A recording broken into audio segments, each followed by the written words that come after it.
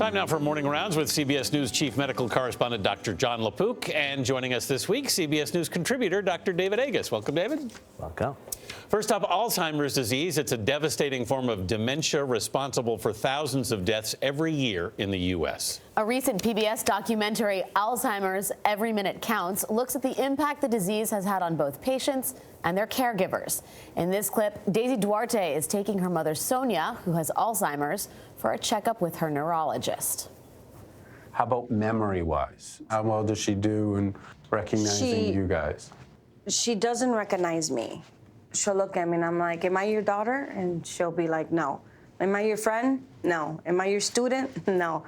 Do you remember this? Who's this? ¿Quién soy yo, mami? ¿Quién soy yo? In the last 6 months, there's been a dramatic decline. Talk to me. She can't even recognize her daughter almost at all. Everything.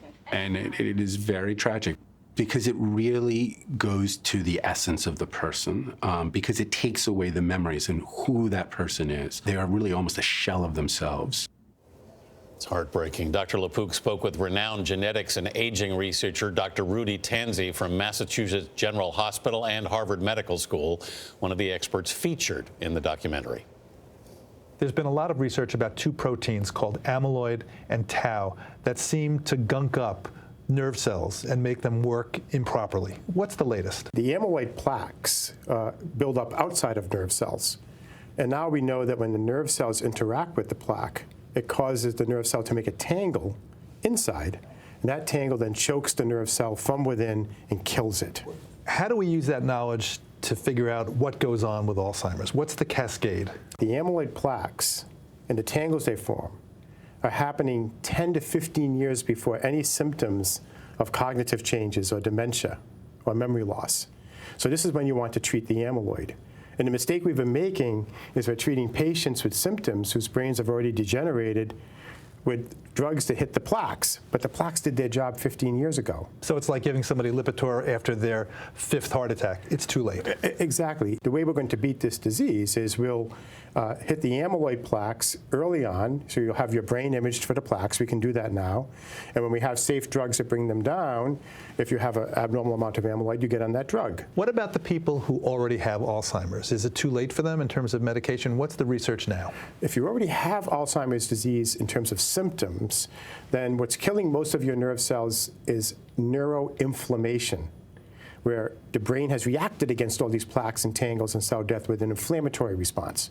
And only over the last 5 years, we've discovered the genes that control neuroinflammation in Alzheimer's, and now we're doing drug discovery based on those as well. David, just how far-reaching is Alzheimer's in the U.S.?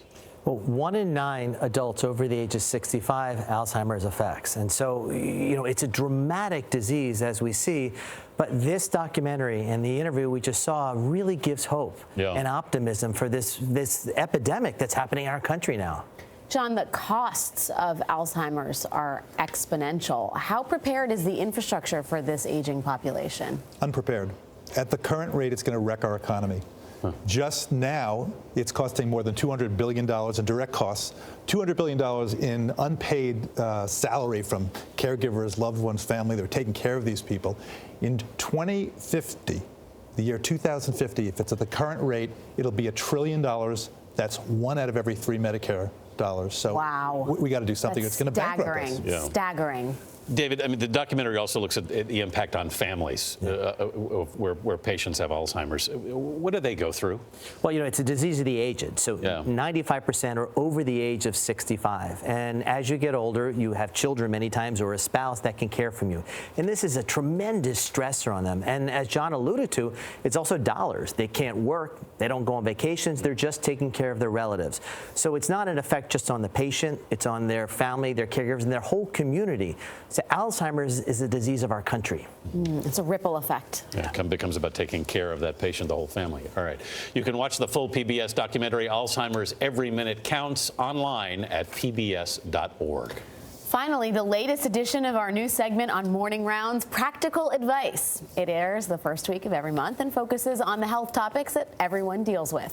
This week, the process of changing doctors. Okay, Jon and David, this is a situation where a lot of people feel like they're in terra incognita. There's no blueprint. What should they know, David? I love how you smile as soon as you saw the question. There was an excitement in your eyes. I mean, I like changing doctors, actually. So when you go to a doctor, you're putting your life in his or her hands. Yeah. So it's critical that you trust them. And so many times it's the wrong fit. And so if it is, the first thing you have to do is get your records. You don't want to start from scratch with a new doctor, and it is your right. There is something called HIPAA, the Health Insurance, and it's the word Portability Act in there. And what that means is it is your legal right to get your records. So ask for them. Take them physically to your next doctor. Don't trust they're going to get there another way.